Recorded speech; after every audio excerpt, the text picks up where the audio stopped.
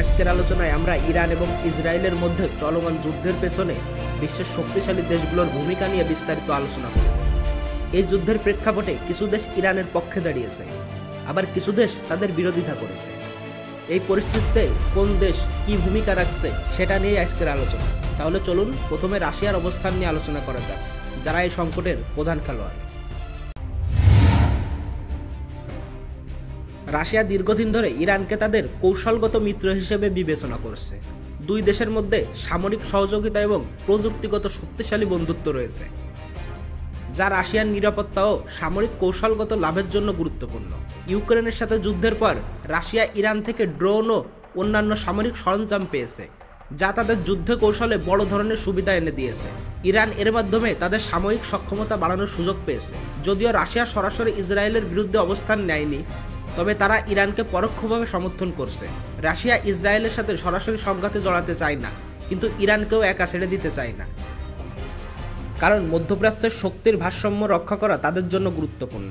Russia ইরানকে সমর্থন করে কারণ তাদের কৌশলগত অবস্থান আরও শক্তিশালী করতে এটি একটি প্রয়োজনীয় পদক্ষেপ। এছাড়া রাশিয়ার জন্য ইরান একটি শক্তিশালী মিত্র হয়ে উঠেছে, বিশেষ করে মধ্যপ্রাচ্যে তাদের প্রভাব বিস্তার করার জন্য।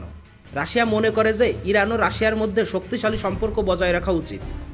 এটা শুধু তাদের সাময়িক কৌশলের জন্য গুরুত্বপূর্ণ নয়, বরং আন্তর্জাতিক রাজনীতিতে তাদের প্রভাব বাড়ায়, যা গ্লোবাল শক্তির মঞ্চে তাদের একটি শক্তিশালী অবস্থান তৈরি করে।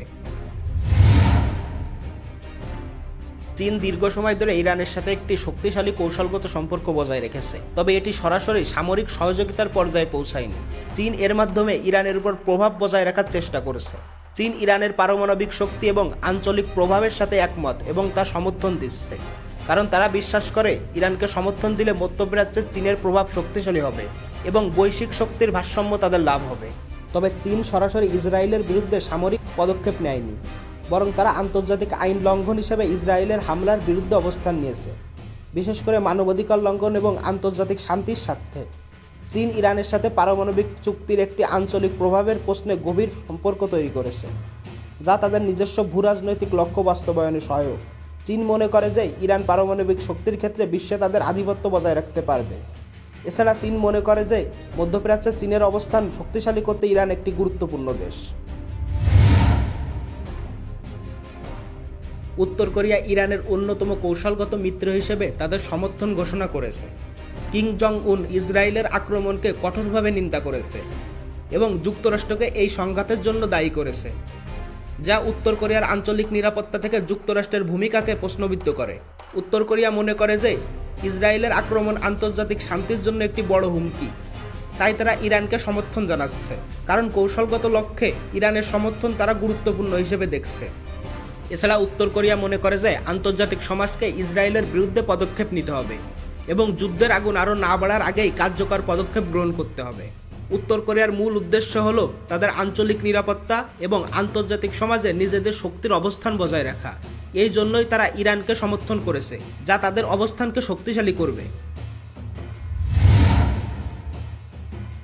পাকিস্তান যেহেতু একটি মুসলিম দেশ, তাই তাদের ইরানের পাশে দাঁড়ানোর প্রবণতা রয়েছে এবং তারা ইরানের আত্মরক্ষার অধিকারের প্রতি শ্রদ্ধা জানাচ্ছে। পাকিস্তান ইরানের আঞ্চলিক ও রাজনৈতিক অবস্থানকে সমর্থন দিয়ে মুসলিম বিশ্বের ঐক্যের পক্ষে সমর্থন জানাইছে। পাকিস্তান সরাসরি সামরিক সহায়তা দিচ্ছে না, তবে তারা যুদ্ধবিরতির জন্য আন্তর্জাতিক সমাজের প্রতি আহ্বান জানিয়েছে। তারা মনে করে যে সামরিক পদক্ষেপের মধ্যে সংকট সমাধান করা সম্ভব নয়।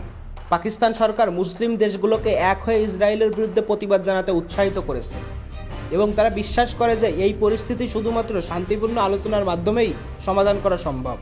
পাকিস্তান তার নিজস্ব ভূরাজনৈতিক স্বার্থ এই পরিস্থিতির গুরুত্বপূর্ণ ভূমিকা রাখতে চায়, বিশেষ করে দক্ষিণ এশিয়ায় ভারতের প্রভাবের বিপরীতে, এবং তারা মনে করে যে মুসলিম দেশগুলোর ঐক্যই ইরান ও ইসরায়েলের মধ্যে উত্তেজনা কমানোর সঠিক উপায়। তারা বিশ্বাস করে যে মুসলিম দেশগুলোর ঐক্য এবং শান্তিপূর্ণ সমাধান ইরান এবং ইসরায়েলের মধ্যে সংকটের শান্তিপূর্ণ সমাধান আনতে পারে, যা দীর্ঘস্থায়ী শান্তি প্রতিষ্ঠা করতে সহায়তা করবে। তুরস্ক, সৌদি আরব এবং অন্যান্য আরব দেশগুলো ইরানকে সমর্থন জানিয়েছে এবং তারা ইসরায়েলের আক্রমণকে তীব্র নিন্দা জানিয়েছে। মুসলিম বিশ্বের একতা এবং শান্তিপূর্ণ সমাধানের জন্য এই দেশগুলো সক্রিয়ভাবে কাজ করেছে।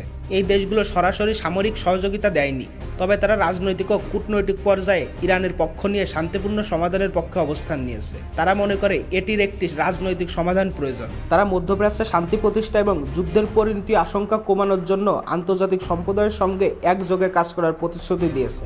এই দেশগুলো বিশেষভাবে আন্তর্জাতিক সম্মেলন ও সংলাপের মাধ্যমে সমস্যা সমাধানের পক্ষে, যা আরও স্থিতিশীল ও দীর্ঘমেয়াদী শান্তি আনতে সহায়তা করতে পারে।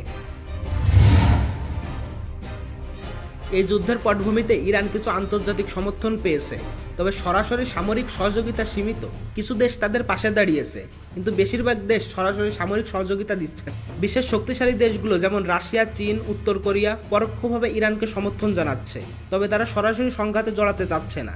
এই যুদ্ধের পরিণতি কী হবে সেটা এখনও বলা সম্ভব নয়, তবে আশা করা যায় যে আন্তর্জাতিক মহল দ্রুত একটি শান্তিপূর্ণ সমাধান খুঁজে বের করবে। বিশ্বের শান্তি এবং নিরাপত্তার জন্য আন্তর্জাতিক সহযোগিতা এবং সংলাপ অত্যন্ত গুরুত্বপূর্ণ।